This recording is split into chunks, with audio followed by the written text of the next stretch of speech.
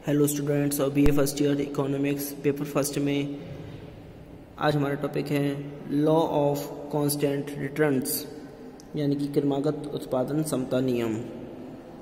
इसमें सुनिए, जब उत्पादन की मात्रा उसी अनुपात में बढ़ती है जिस अनुपात में साधन बढ़ाए जाते हैं तब उस समय क्रमागत उत्पादन समता नियम लागू माना जाता है। इस स्थिति में उत्पादन मात्रा समान दर से बढ़ती है, अर्थात सीमांत उत्पादन स्थिर रहता है, वह घटता बढ़ता नहीं है। इसमें परिभाषा आती है प्रोफेसर मार्शल के अनुसार क्रमागत उत्पादन समता नियम के अंतर्गत श्रम पूंजी की इकाइयाँ व्यय करने से न तो अनुपात से अधिक उत्पत्ति होती है और न कम, क्योंकि वस्तु की मात्रा तथा उत्पत्ति के साधन एक ही अनुपात में बढ़ते हैं। अन्य शब्दों में, जिन उद्योगों में न तो क्रमागत उत्पादन ह्रास नियम लागू होता है और न क्रमागत उत्पादन वृद्धि नियम लागू होता है, उनमें क्रमागत उत्पादन समता नियम क्रियाशील होता है। एक सारणी में उत्पादन समता नियम को इस प्रकार व्यक्त किया जा सकता है। सारणी देखिए,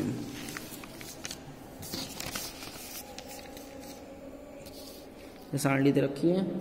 इसमें कुल व सीमांत उत्पादन यानी साधनों की इकाइयाँ, फिर कुल उत्पादन टनों में, फिर सीमांत उत्पादन टनों में। जैसे देखा 1 2 3 4 5, इसमें 1 पे 150, 300, 450, 600, 750, इधर 150, 150, 150, 150, 150। ठीक है, आगे देखिए, उपयुक्त सारणी के आधार पर इस नियम को इस चित्र द्वारा प्रदर्शित किया जा सकता है। इस चित्र देख रहे हैं, देखिए, इसमें इस चित्र से स्पष्ट होता है कि सीमांत उत्पादन की मात्रा समान रहती है। ऐसी स्थिति में औसत उत्पादन मात्रा एवं औसत लागत भी स्थिर रहती है। इधर रखा है, देखो, साधनों की इकाइयाँ 1 2 3 4 5 6, सीमांत उत्पादन 50, 100, 150, 200, 250, 300। ठीक है, तो इसमें क्या कहते हैं, जैसे 1 पे इधर यहाँ पे 150, इस तरीके से। सुनिए, इसमें साधनों के आदर्श संगठन को बनाए रखने से क्रमागत उत्पादन समता नियम क्रियाशील हो सकता है, अर्थात समान औसत लागत पर उत्पादन हो सकता है। यह तभी संभव हो सकता है जब उत्पादन के साधनों की पूर्णता लोचदार हो। यह तभी संभव हो सकता है जब साधन अविभाज्य न हो, अर्थात बिना किसी कठिनाई के वे एक दूसरे के स्थान पर उपयोग की जा सकती हो। ऐसी स्थिति में साधनों के आदर्श संयोग को कायम रखने में कोई समस्या नहीं होगी। फलस्वरूप क्रमागत उत्पादन समता नियम के आधार पर उत्पादन कार्य चलाया जा सकेगा। नंबर 3 आता है लॉ ऑफ डिमिनिशिंग रिटर्न्स यानी कि उत्पत्ति ह्रास नियम। इसमें सुनिए, इस नियम को सीमांत उत्पत्ति ह्रास नियम, परिवर्तनशील अनुपातों का नियम, घटते प्रतिफल का नियम आदि नामों से पुकारा जाता है। प्रतिष्ठित अर्थशास्त्रियों ने उत्पत्ति के क्षेत्र में उत्पत्ति ह्रास नियम का वर्णन किया है। रिकॉर्डों का लगान सिद्धांत व माल्थस का जनसंख्या सिद्धांत इसी नियम पर आधारित है। इस नियम को प्रतिष्ठित एवं आधुनिक अर्थशास्त्रियों ने विभिन्न प्रकार से परिभाषित किया है। इस नियम का वर्णन करते समय पहले प्रतिष्ठित अर्थशास्त्रियों की विचारधारा की व्याख्या की गई है। इसके पश्चात आधुनिक अर्थशास्त्रियों की विचारधारा को स्पष्ट किया गया है। इसमें नंबर 1 है क्लासिकल अप्रोच यानी कि प्रतिष्ठित विचारधारा। प्रतिष्ठित अर्थशास्त्री की परंपरा को निभाते हुए मार्शल ने इस नियम की परिभाषा इस प्रकार दी है। उनके अनुसार, यदि कृषि कला में सुधार न हो तो भूमि पर उपयोग की जाने वाली पूंजी एवं श्रम की मात्रा में वृद्धि करने से कुल उपज में सामान्यतः अनुपात से कम वृद्धि होती है। मार्शल की परिभाषा की मुख्य बातें इस प्रकार हैं।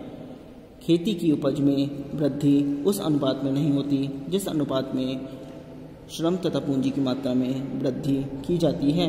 यह नियम सामान्य परिस्थितियों में लागू होता है। कृषि कला में उन्नति नहीं होनी चाहिए।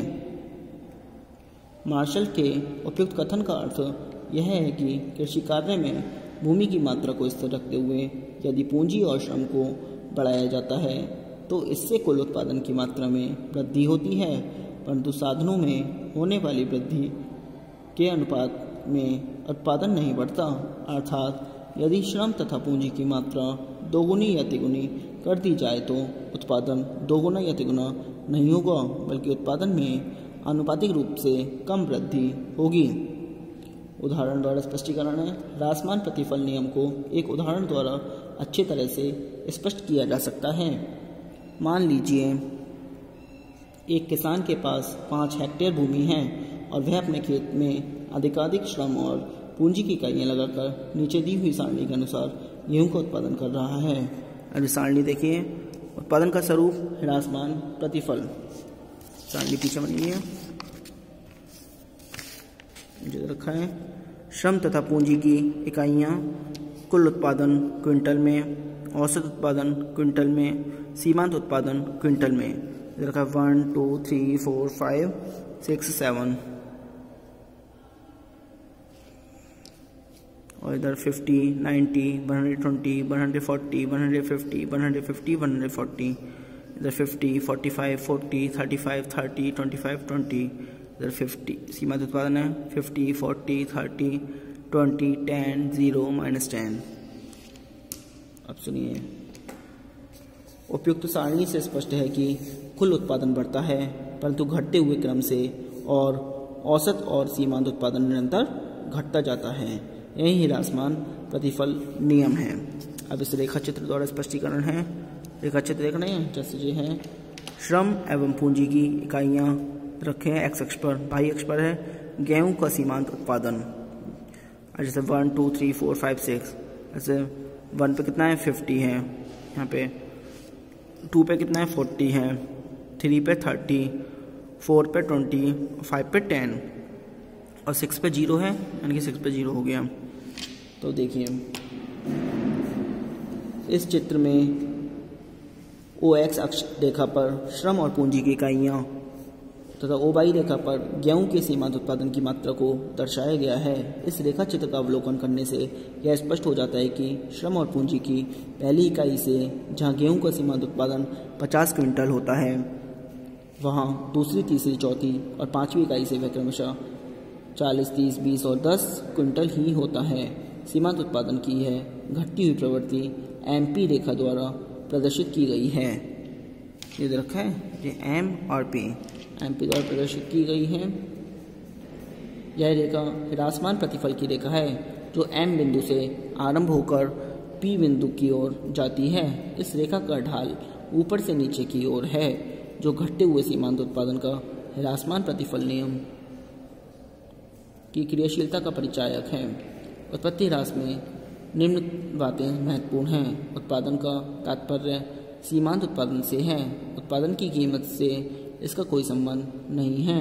उत्पादन का एक साधन अर्थात भूमि को स्थिर रखकर श्रम या अन्य साधनों को बढ़ाने पर ही नियम लागू होता है।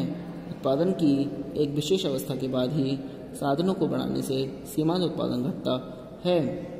उत्पत्ति ह्रास नियम की मान्यताएं आती हैं। उत्पत्ति ह्रास नियम की मान्यताएं निम्न हैं। साधन सीमित एवं दुर्लभ हैं। कृषि के क्षेत्र में भूमि सीमित साधन होती है, इसकी मात्रा में परिवर्तन असंभव है।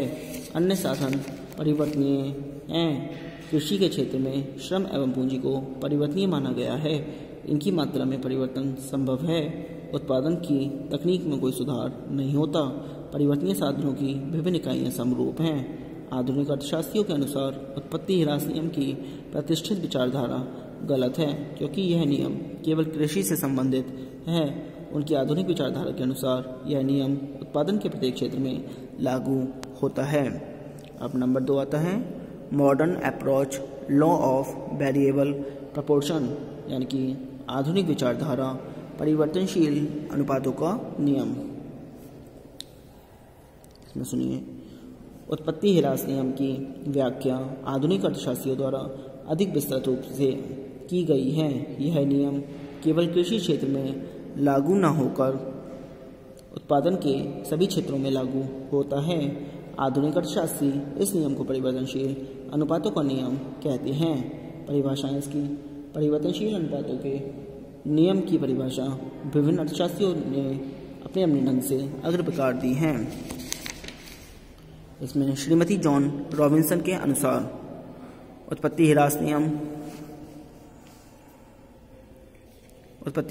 जैसा सामान्यतः कहा जाता है, यह बताता है कि किसी एक उत्पादन साधन की मात्रा निश्चित रखने पर एक बिंदु के पश्चात अन्य साधनों की प्रत्येक अगली वृद्धि से उत्पत्ति में घटती हुई दर पर वृद्धि होगी। इस प्रकार जॉन रॉबिन्सन एक साधन को स्थिर रखकर अन्य साधनों को परिवर्तनशील मानती हैं। इसके विपरीत स्टेगलर, बेनहम, बोल्डिंग आदि कुछ अर्थशास्त्री अन्य साधनों को स्थिर मानते हुए केवल एक साधन को परिवर्तनशील मानती हैं। इसके विपरीत परिवर्तनशील मानते हैं। स्टेगलर के शब्दों में उत्पत्ति के अन्य साधनों की इकाइयों को स्थिर रखकर किसी एक साधन की इकाइयों की मात्रा में वृद्धि की जाए तो एक सीमा के पश्चात उस इकाई से प्राप्त होने वाली उपज घटने लगेगी। परिभाषाओं में व्यक्त दृष्टिकोण की भिन्नता के कारण सिद्धांत के विश्लेषण में कोई अंतर नहीं पड़ता। महत्वपूर्ण तथ्य यह है कि एक या कुछ साधनों को स्थिर तथा एक या कुछ साधनों को परिवर्तनशील माना जाना चाहिए। संक्षेप में आधुनिक सिद्धांत की मुख्य बातें इस प्रकार हैं। उत्पादन के किसी भी साधन को स्थिर रखा जा सकता है। कृषि में भूमि को तथा उद्योगों में पूंजी अथवा मशीन को स्थिर रखा जा सकता है। कुल उत्पादन बढ़ेगा, यद्यपि वृद्धि की दर एक सी नहीं होगी। औसत उत्पत्ति तथा सीमांत उत्पत्ति पहले बढ़ेगी और फिर घटेगी। सारणी द्वारा स्पष्टीकरण। इस नियम को हम सारणी द्वारा स्पष्ट कर सकते हैं। हम एक साधन भूमि को स्थिर रखते हुए अन्य साधनों को परिवर्तनशील मानते हैं। इन्हें श्रम की इकाइयों के रूप में व्यक्त किया गया है। दूसरे शब्दों में भूमि को स्थिर उत्पादन साधन तथा श्रम को परिवर्तनशील उत्पादन साधन माना गया है। देखिए सारणी।